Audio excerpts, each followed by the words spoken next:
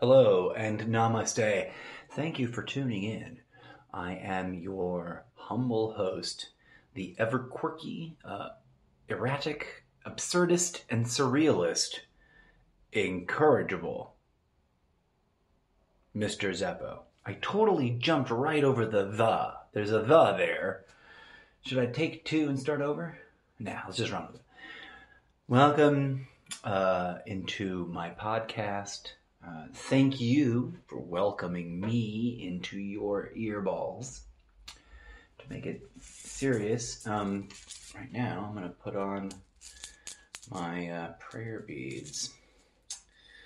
I am, for those of you who may or may not already be aware, a spiritual but not religious person. And I've already discussed it in great length, and I'm sure I will once again be teased out or prompted to discuss it at great length some more. But today, in this little corner of the world, in this little macrocosm of the universe, we are gonna discuss tarot. And why I think it might work, why I understand why, how people can dismiss it so easily, and what is going on here in this show with this podcast. These are all things that have been previously in the past addressed, but shall be addressed again, because that's the nature of things, right? You end up having to talk about things over and over before they really, truly make 100% sense. And we're always sort of like tweaking that which we know to be true, or tweaking how we express that which we believe we know to be true. I don't know if that's in tune or not, and I don't mean to disparage my own object, my own singing Tibetan bowl or Tibetan singing bowl, but I can't tell if it's properly tuned or not. But I digress. Let us proceed with today's show. It's been a busy week. It's been a busy weekend. It's been a busy couple of days for me, yours truly, the incorrigible Mr. Zeppo, and as I'm sure you're well aware, a couple of busy days for politics at all, or government at large. Let's not dip into that just yet. I mean, this is a sub-theme that we will visit in this particular show, the incorrigible Mr. Zeppo's Tarot Journal and Cartomancy Radio Reading Hour. But not until I feel I'm more prepared and honed with my ability to cast cards and read them. I wanted to share with you today, friends, and come back on the air after weeks and weeks, if not almost probably months and months of not being able to do so for this particular project, and say the following fun, celebratory fun fact. And that's that my table, my altar, or my consultation area is now pretty much at like 75% complete and like arranged the way I want it to. The only thing left is for me to finish opening and recording like a first impression tape, or session for each of these remaining decks. I have 1, 2, 3, 4, 5, 6, 7, 8 decks left in the collection as it stands that have been part of the collection, some of them, for quite some time. I could be mistaken, but I swear this deck I picked up right around this time last year during the holidays in anticipation of a Secret Santa exchange at my day job. And I got them a copy of this deck, and I got myself a copy of this deck. Maybe I'm getting the timing wrong. Maybe I got my own copy a little bit later in the year. But I physically picked up, discovered, recognized that I wanted, and bought a copy, which I gave away, before Christmas Carol was over. And I was working the Christmas Carol show at my regional theater last year for the first time, like in full contract mode. Like I was really on the show for the whole run of the show as opposed to just covering for someone that was out sick or something. So, wow. Yeah, and then I'd already had some of these other decks for who knows how much longer than that. So it's interesting and weird. And to me, and I'm the person who buys them, right? It's interesting and weird to me that I own this many, and it's interesting and weird to me that I have no problem. I don't care who judges me. I don't care who thinks it's dumb and silly. I love them. And even if I never do anything else with them besides gather the collection and honor them, if that's my calling, then so be it. I've learned a lot about myself. And I don't think under any, like, illusions, although, you know, it is totally possible and plausible to accuse me of such, depending on where you sit with your perspective. Some would say quite readily and quickly that all of divinatory practice is some sort of charlatanery. Did I say that word right? You know, the practice of charlatans. And that may be easy to jump to as a conclusion, and it may be on the spectrum of probability something that is not impossible of being true. But I've found that in nature and in life and in human endeavors, nothing is absolute. And that if there is deep, passionate belief that seems to self-promulgate, self-perpetuate without much brainwashing, you know, then without, you know, any like overt systemic methodology, consciously chosen and operated by human beings to like inculcate others. I mean, I guess you could say that about tarot, that there is a market, and that market might be being run by nefarious individuals. But I don't, while there is totally a market for this product, why can it not be perceived as a collection of products that all qualify as a form of art, right? And if it is a form of art, who is to say that it cannot activate and trigger insight and intuitive, I don't want to say intuitive activities, but I guess that's really kind of not that far off from what I'm trying to point to. The action of intuition bringing forth hitherto undefined, unknown, uncalculated thought. I mean, that's a real thing, right? Doesn't that art inspire that in others? Well, if you think of these decks as little tiny mini collections of artwork, then yeah, you could build a whole sort of vocabulary of inspiration. And if that is not worthy of investigation, in terms of, is that a reliable way of their, if that is true, if I can rephrase my kind of derailed sentence there, if that is true, everything I just rambled about for the previous 8 minutes, and then, and 39 seconds, and then what conclusions can we draw from that? For those of you who have heard my previous rambling episodes, you may also know that I'm leading towards, the repetitious conjecture or conjunction of two ideas into a new conjecture, the synthesis of 2 or 3 ideas or sources into something that is like, hey, if this and this and this and this are possibly true, can we not say then that it is very likely that the following is all true too? And the following, insert equal marks, for me, I hope is sort of my own formulation of an idea. And that sentence would be structured in the following way. This artwork created by those who believe in spirit, in guides, in communion with divine, in that which we have historically for eons called oracle, whatever that is, the oracle, right? That which I'm looking at it on 1, 2, 3, 4 different decks, right? Not every deck. Mind you, these 4 decks are non-Raider Wyatt Smith, so not the traditional major arcana, minor arcana structure.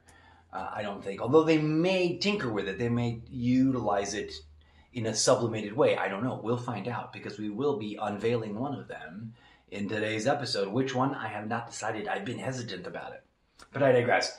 My formulation is like, if all those things are true, and this other thing that I think is true is also true, which is that divinity speaks through us and through everything when it damn well pleases, for good or for bad in terms of your personal life and the impacts of divinity speaking through you, or for better or worse in terms of the realm of incarnation.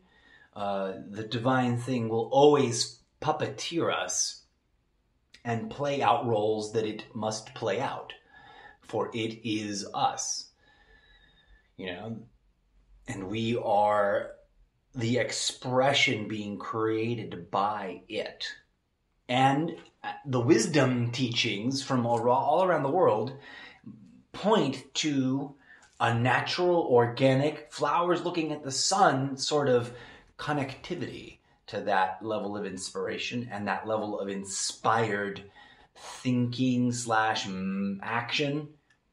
And that if you can cultivate that the way a gardener cultivates a really strong grouping of trees, you can really build a beautiful orchard of divinely inspired, self-reflexive exercises that are simultaneously sort of nihilistically, absurdistly, surreally nonsensical, and also evocative, profound, deeply moving, in as much as that it isn't anything that the artist that created the deck, the artists, plural, that may have created the deck, consciously thought or intended to think or could have anticipated, right? But rather that it is the full complement of all those moving pieces happening within the giant, complex, living machinery that is the material realm. And that all of that is inherently being made manifest by divine consciousness, period. Right? And then you can get nitty-gritty into some details about how that functions. But if all of that is true, then, of course, why wouldn't it be able to, that thing we call divine consciousness, why wouldn't it have inspired Rumi to be a Sufi poet in order to have his poetry live on forever? So much so that, given a world in which there are oracle decks, there is a lovingly created, beautifully artistically rendered Rumi oracle deck that someone made, right? Unless it's all part of some evil conspiracy. And the more evil and the more totalitarianly absolute any evil conspiracy theory in its structure becomes, the less likely it's true, right? Akram's razor. But we can make a whole other episode about that if we want to. I'm drawn to the Rumi deck in terms of which one to open now, but I think I'll stick with one of my impulses from earlier. I think I might do Rumi next. Should I do multiple episodes today? But I think I shall indeed begin with the Pictorial Key Tarot, which is a very direct homage and interpretation of the Raider Wyatt design. It describes itself as the universal images, symbols, and meanings of the 78 arcana as you have never seen them before. And yet also very directly just like you have seen them before. What's cool about this is that whoever the artist is, which I think, if I'm reading correctly, is David Corsi. This is a Low Scarborough publisher deck, and I have a fascination with that publisher because they pick really interesting decks. In fact, some of my favorite, others might call them gimmicky decks, have been produced by this company, so I'm excited. But I do, quite simultaneously, having just used the word gimmicky, I'm now eyeballing the deck that I literally was talking about having originally picked up a year ago. And I think I'll just do both of these in this episode, and the rest of these will be ones that I deal with in some other recording. But we'll go like this, and like this, and like this. I had this like jigsaw puzzle of like decks that are still in shrink wrap. Not a jigsaw puzzle, but like those puzzles where you have to slide the boxes around, and so you can move enough boxes around the grid that you can get the pattern the way you do with the Rubik's Cube. I think we're going to open with this particular deck because it is the gimmickiest. Well, the second most gimmicky deck. Suddenly, I totally got the hiccups there, which usually annoy me, but also feel like a good sign. Like I must be doing something right if I got the hiccups because I'm excited. But there's two tarot decks that are out there on the market that anybody can walk into Barnes & Noble right now and pick up, probably. And I say huzzah, do it.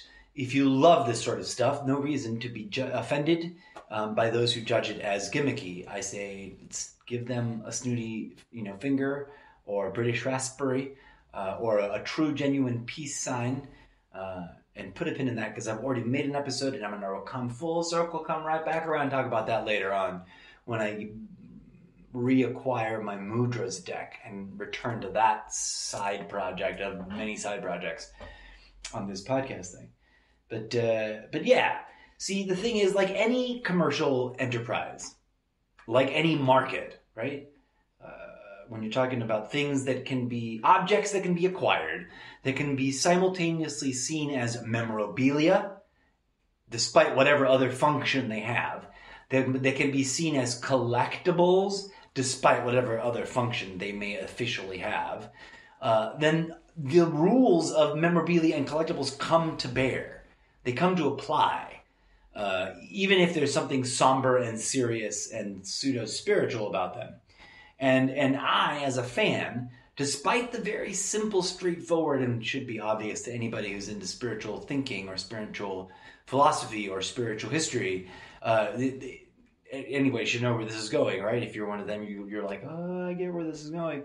Yeah, it's like, it's cool, but it's also like simultaneously okay that the following is true, right? But memorabilia and collectability can very quickly be twisted into ego traps. They're not inherently wrong. I'm not saying that by any stretch of the imagination. Some will tell you, this thing is horrible and it's commercial and it's bad for you. I'm like, no. It could be commercial, and commercialism, the way it is horrible. It'd be great if this were more handcraftsy and really, really about like a true skill at drawing, designing, and print pressing in that old-fashioned way where there wasn't some megacorp with printers that are pure laser beams, right? Like, but rather, but whatever. There's some sort of hybrid. We have to do high-tech shit, but we also have to remember and honor and save a place for, without like elitist exclusivism of being priced out, some sort of like handcraftiness. In any market that we care to utilize and therefore be exposed to the risk of exploiting, because I say that's the downside, is that we get exploitative. There's a meme that I made years ago that's got like an upward spiral and downward spiral, and I wish I had it pulled up already and I could read it to you because it's applicable, but you'll have to just go look it up for yourself instead because I don't have it queued up. But now, having gotten to that fun dead end of conversationally, we are now going to open these two decks. The one I've already introduced, which I'm also very excited for.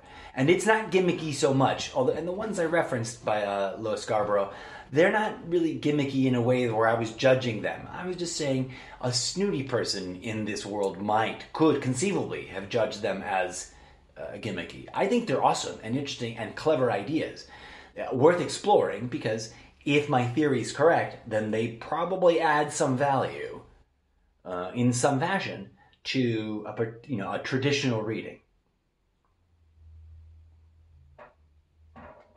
Without any further ado, I will now open the other deck, which is brought to you by, it is tragically, as almost 99.8% of them all are, it's made in China.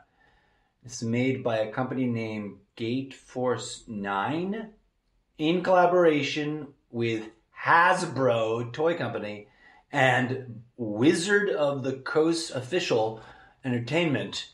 Not franchise, that's just a word that's floating around, like trying to find its slot back home. What does it actually say? Oh, that's way too small. I'll have to get my glasses out. I used to be able to read the font, print that tiny, but I can't now, not with this light. But it is the Tarokka deck, Curse of the Strahd, the officially licensed Dungeons and Dragons. That's right, folks, D&D thinks there's something to this. We're going to make it available to your players. You can have a D&D version. And I gave this to a really cool D&D nerd friend of mine. And I don't know what's ever happened, if they've played with it or not. But now I have something to point to, because I really doubt, although I also really secretly hope that maybe, just maybe I'm wrong about this, that this buddy is listening to my podcast. They are aware of my podcast. They probably appreciate my podcast. And I think that they would to my face say, yeah, RJ, like, I dig it and I get what you're doing, but I don't have time. Or something like that, right? I don't know. I'm not judging. I'm savoring the memory of this delightful human being whom I really appreciate.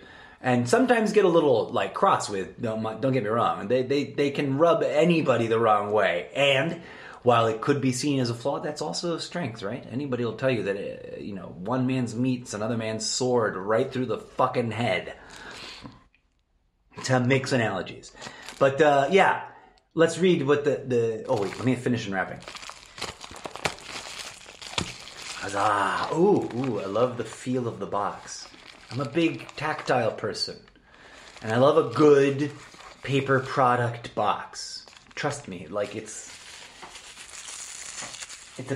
like a, yay, commercialism is bad, yay, we gotta change the system, yay. But can we also do that and not lose some of the postmodern pleasantries, like a well-manufactured box to put something in that's made out of paper and paper alone?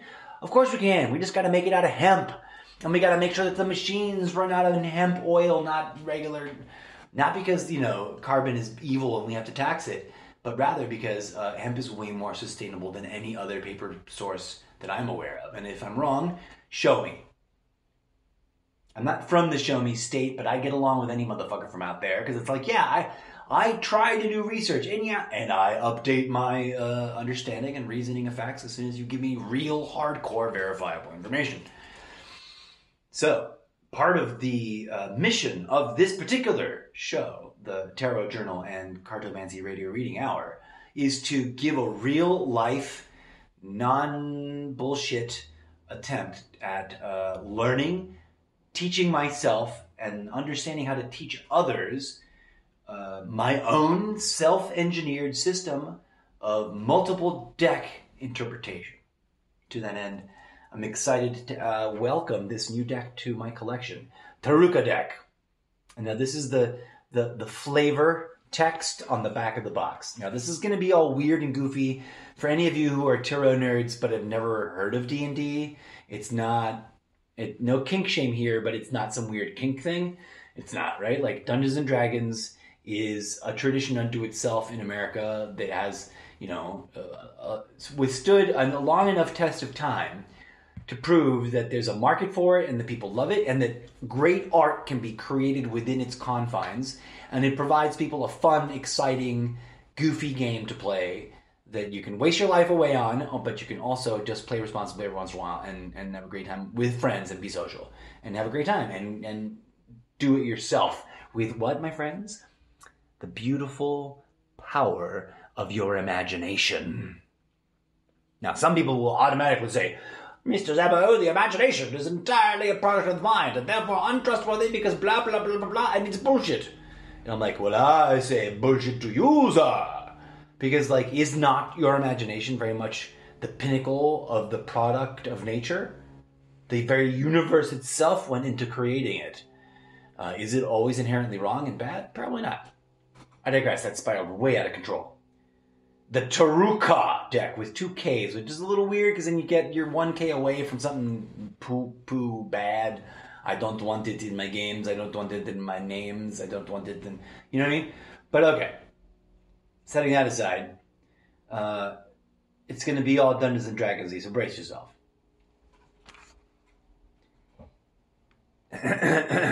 I'm going to get all Dungeons & Dragons-y with it as if some character that I had rolled 1,000 years ago that is a fortune teller is telling you about the Tarokka deck as opposed to me. So I'm just trying to like get centered and do what we used to do in good old-fashioned theater school, which is like drop into the bones of the character. And I'll see what comes out, because I don't know. I can't anticipate, but here we go. And why am I being weird and theatery and nerdy about it? Because imagination is powerful. And I have to... Ooh, that reminds me. I have a story I need to capture for a completely different project that's got to do with something I call bibliomancy. But put a pin in that, and we'll come back to it.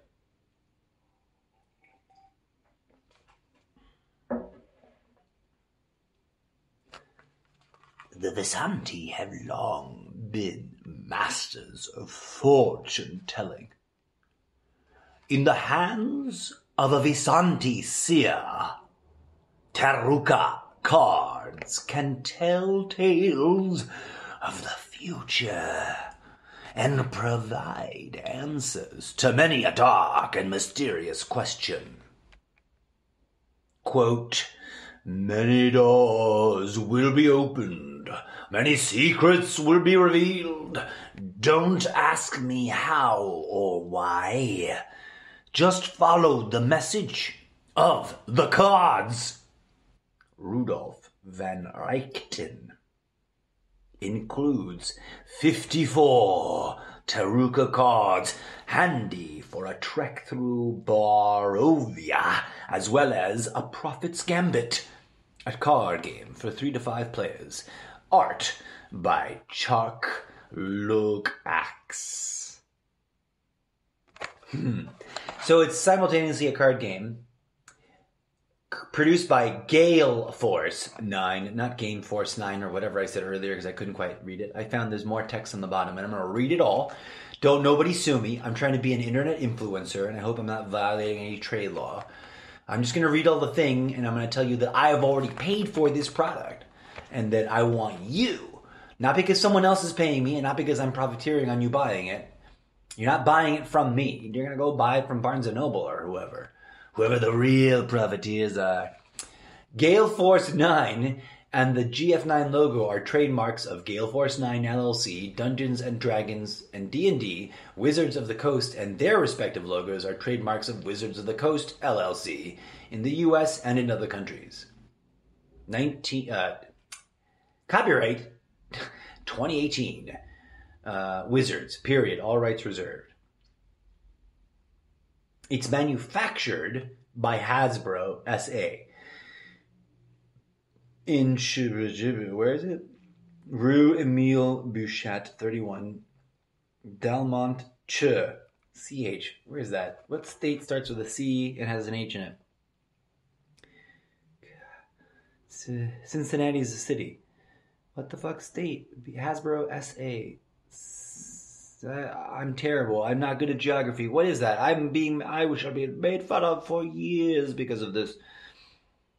This is represented by Hasbro Europe 4, the Square Starkley Park in Uxbridge, Middlesex. I love names like that from England. Like, who came up with them? And did the word sex mean something other than boinking and putting genital bits together? Because, like, what the fuck? Middlesex, upper sex, Downton sex. There's all these towns with the word sex right in the middle of the fucking name. Did everyone just bang with these, like, porno towns? Sorry. Okay. I didn't mean to disparage Middlesex. Erase, erase, erase, erase. As one stand-up comedian used to say, who I'm not stealing from. He's passed away, and I'm just saying, hey, I like that bit. And it was his bit, so go look him up. But, yeah, so I'm not trying to offend any of these guys. And besides, my calling to produce and create this content that is my content, by the way, is being brought to you not by some publisher, but by divine unity itself. The message from on high is talk to the people and talk to them about spiritual things and find out what's going on. So here we go. There is the box. The deck comes very game-like, as opposed to tarot decks that don't come in this sort of low-budget plastic clamshell-y stuff. It's in one of those, but it's fine.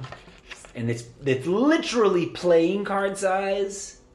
It's actually, yeah, regular casino playing, and I do not have, except for the mini travel, which are smaller than that, I don't have any decks in my collection that are literally actually playing card size. Yeah, I had to confirm. All my travel decks that are the mini kind, they're smaller than playing card size. And this is literally like, boom, playing card size right there. Okay. It comes in its own plastic. So packaging within packaging within packaging. It's great. Literally 3 levels, 4 levels if you count the box, right? It's a box itself. Let's have a quick conversation about boxes, friends, for a hot minute. If you are a big tarot nerd or an oracle card nerd, like I clearly have closeted... Wow, I cannot pronounce that phrasing. I have been in the closet. I couldn't conjugate closet and being in it into closetedly, right? Like the way someone gently does an action. I wanted to do an action as in I've always been in the closet about it. And I don't mean being gay. I'm not gay. I'm not in the closet about anything that way. But I always have kept this part of my life, this fascination with oracle and divinatory systems, private, like super private. Like, fuck you, you don't need to know about it. I have the right to privacy, even unto myself to, like never say to even my close loved family. But that's a whole nother episode, right? Do we really have that level of privacy? Obviously, some activities transcend or break that boundary because they impact others in a real life, immediate way, and that's where the answer is, right? In terms of where is the limit. But yeah, this is non-damaging. I'm not out doing anything weird or creepy because of it. Ooh.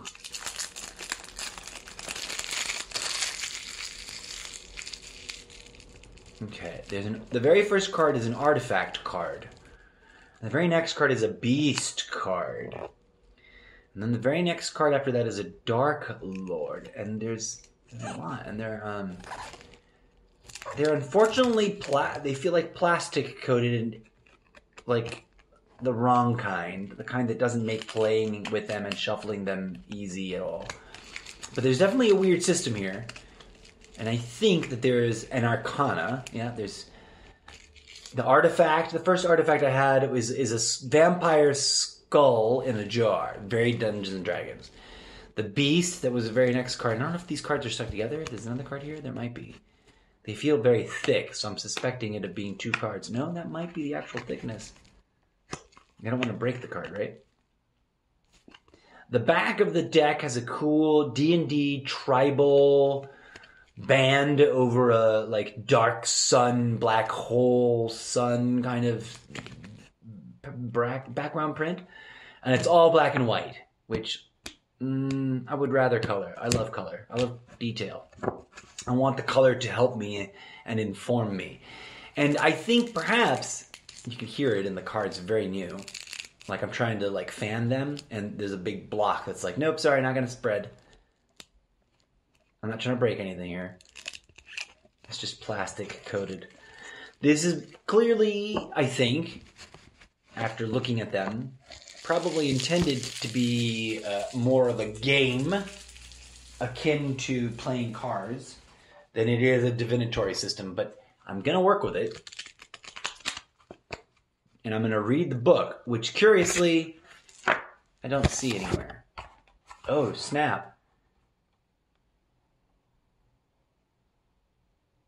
Includes 54 Tarokka cards, handy for a trek through Bavaria, as well as Prophets and Gambit. A card game for 3 to 4 players. Blah, blah, blah, blah, blah, blah. Does it not include an instruction book? It doesn't. Usually these things come with a little white book, right?